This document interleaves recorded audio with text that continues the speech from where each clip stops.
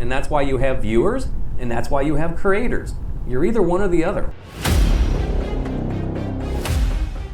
What's up, folks? Trekopolis has surpassed 500,000 views. Actually, 520K and counting. Hey everybody, if this video somehow appeared in your feed, welcome. My name is Scott, and I'm from Cincinnati, Ohio, United States of America. For those of you who follow my journey, thank you. I took a channel of random videos and just began focusing on my bike rides. And a few years later, the channel has received over 500,000 views. That's crazy to me. The power of the online space is unreal, and it continues to evolve daily. But the challenge has been a process of lots of trials and errors. Watching other motovlog channels is really what gave me the idea for Trekopolis. Before that, I didn't have a name for it. I just thought, wow, I could probably do that. And it was very slow go initially. It literally took me 3 years to get where I'm at now. Everybody thinks you're gonna start a YouTube channel and be a success overnight. No, it doesn't work that way.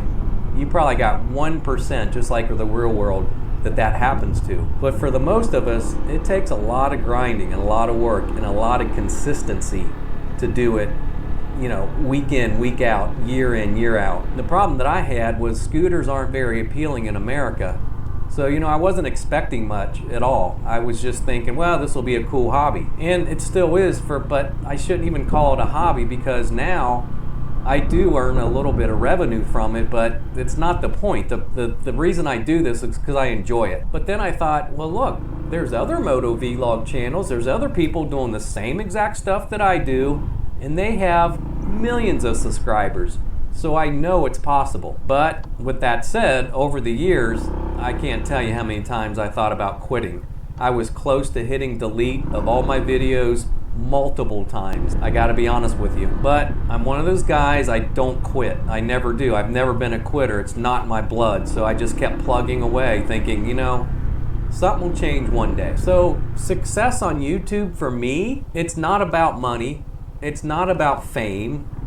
It's about doing what I enjoy to do. If I could do this full time, life would be amazing to me. Well, that is to say, if I could support myself and my family, right? But in the process of my own channel, I really had to learn to get creative. I mean, there's only so many videos you can do riding a motorbike, going down the street. You know, you gotta have some variety. And then I'd have the mind games. Well, why would anyone want to watch my videos? I mean, why? Who does that? But then my mind went back to, well, how come there's other channels doing the same thing, you know, that have millions of views, or millions of subscribers even. And it's all about the views, really. It's not about subscribers, it's about the views and the click, you know, the watch time. And that's how Google gets paid. And I mentioned this in plenty of other videos. I've talked about this. But every day I had a consistent thought about my channel. I mean, it literally consumes me. This is what I think about. This is my baby. This is everything I do in life. This Trekopolis, this YouTube channel, is a constant thought. Now, I wouldn't want to say I'm compulsive about it, because I can still live life and I can still function doing other things, but it is always there. It's always in the back of my mind, thinking about strategy. What can I do? What my next video is going to be about. I actually have videos planned 6 months in advance. You have to do that, because you just can't come up with stuff on the fly. I've tried that before, and that's why some of those videos only have 100 views. It just doesn't work. You gotta put some thought into it. YouTube is not a practical ROI for many years, and I knew that going in. Return on investment, I mean. You're not gonna be successful overnight. I was planning for the future, and I know I have plenty of time. I'm not going anywhere. You know, and to me, the future of entertainment is going to be independent creators. We're already seeing that now. This all started with reality TV years and years ago. And now all these networks are going to streaming services, because you got all these independent producers and stuff making videos. So YouTube is, to me, it's only at the beginning stages. I think there is so much more that's going to come down the pipe with YouTube. I just can't wait. So I think of this channel as like, you know, a 401k investment plan. You just keep socking it away. You sock the money away. You let it compound.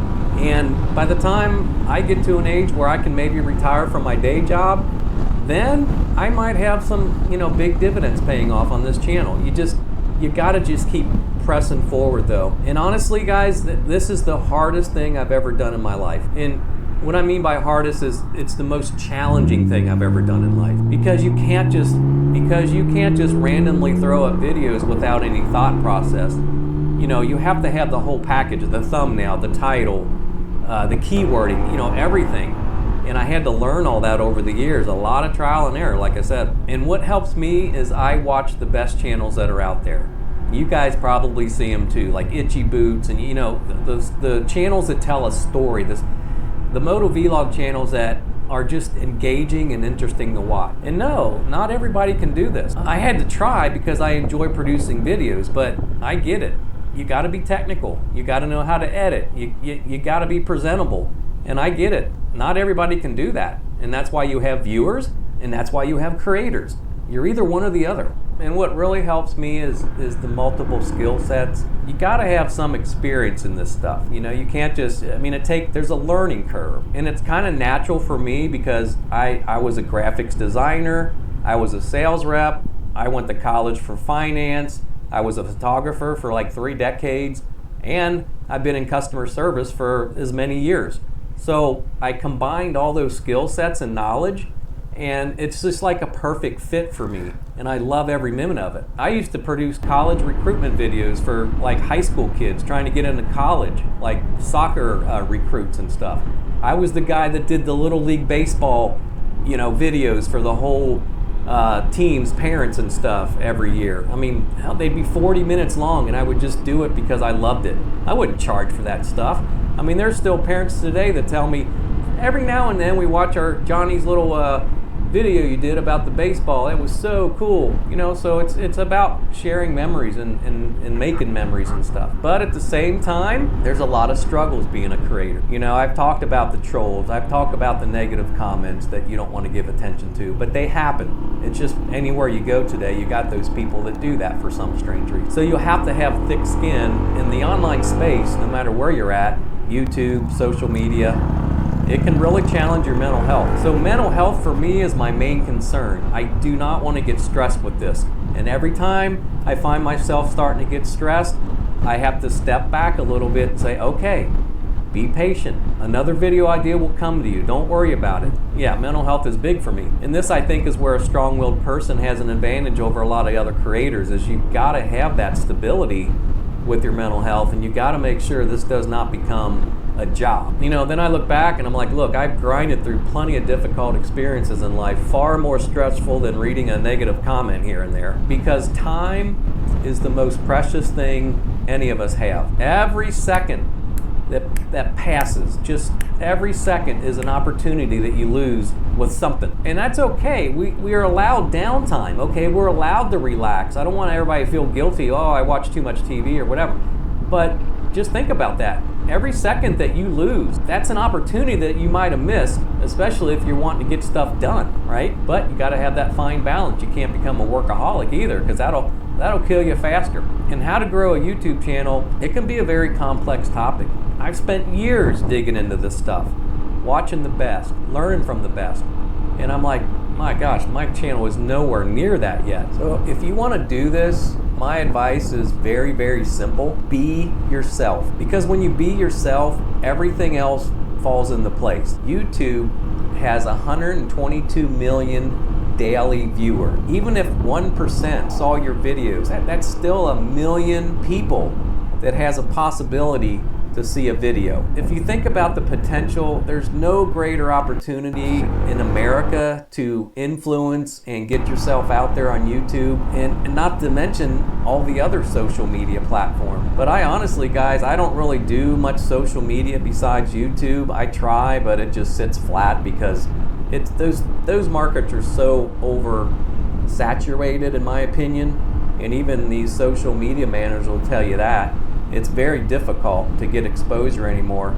I just focus on doing what I love to do, posting them on YouTube, and whatever happens, happens. I don't, you know, it's not a big deal because I have a day job, so that takes a lot of pressure off right there.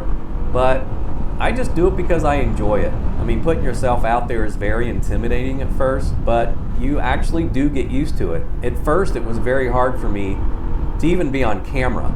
I do not like to see myself on camera. Nobody really does. So that takes a little bit to get used to. But if you have any type of self-esteem challenges, it's even more difficult. But eventually, the more you do it, it's like exposure. The more you do it, then you start to actually enjoy it, believe it or not. But can I tell you a secret? If you ever do decide to be a creator and be on YouTube, people don't care about you. They don't care about me. But what they do care about is the topic that you're putting out there, the video. Now, if you're an entertainer, yeah, if you're a comedian, of course they're gonna watch you. But if you're just putting a video out there for some reason, like whatever it is, exploring, riding, going through an abandoned home, we've all seen those videos. Do you really care about the presenter? I mean, when they show themselves, I skip through that and I want to get to the meat of the topic. And that's what most people want. So I got to keep that in mind. Sitting there, showing myself on camera, blah, blah, blah, blah. You know what? That doesn't work. I'm telling you, not very many people want to see that stuff because it's boring to them. I'm not an entertainer, right? I just like to share my ride. So unless you're a celebrity, yeah, that's different. But if not, people just want to see your video, not so much you. And that's hard to say. I mean, it's hard to accept that. But it's true. Just think of yourself when you're watching other videos, right? What do you fast forward through? Mostly the people yakking, because you want to see what they're doing more than what they're saying, right? So the most critical comments I've ever had on my channel is always about music. I only use it very sparingly, only to close out a video sometimes for a few seconds. But honestly, I gave up on the music because it doesn't work. People don't like it. I don't know why, but it just, I guess the nature of my content doesn't warrant music for some reason. I don't know. But I got to remember, yeah, I don't like music either when I listen to somebody's video. I really don't. So be careful with music. Well, anyway, 500K. To me, that's really cool. I never thought in a million years this would happen. So I appreciate every one of you. Appreciate all the comments. I can't say it enough. So look for some cool things coming in 2024.